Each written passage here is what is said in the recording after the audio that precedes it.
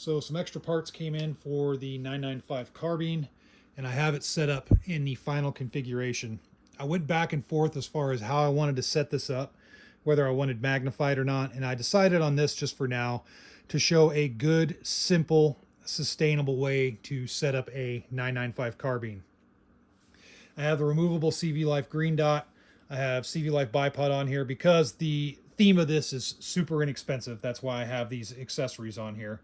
I have the full M1913 rail kit from High Point. That's what came in today. I put the iron sight back on, and then I went through and tightened bolts, did all that stuff, tightened down things, put blue Loctite on what was applicable.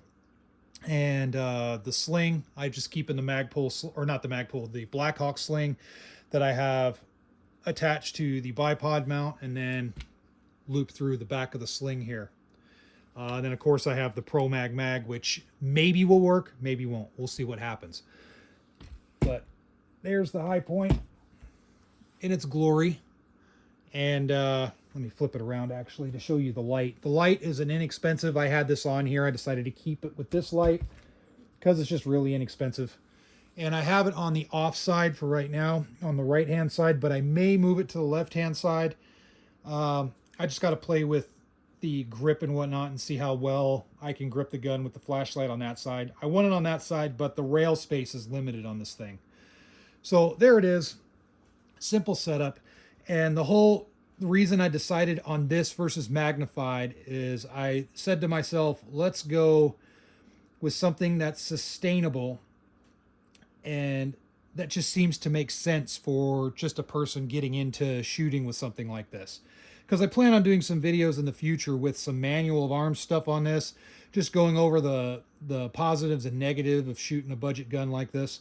But I wanted something, and I talked about it in other videos, I wanted something where I have a green dot, but it's an inexpensive green dot, but it does have a QD mount, so I can take it off at any time and just run through the irons if I want. I have the bipod on here, so I can deploy the bipod, shoot off the bipod if I choose, and then the flashlight for doing low light and no light shooting if I choose. I kept the magazine carriers on the back there just for so I have some reloads.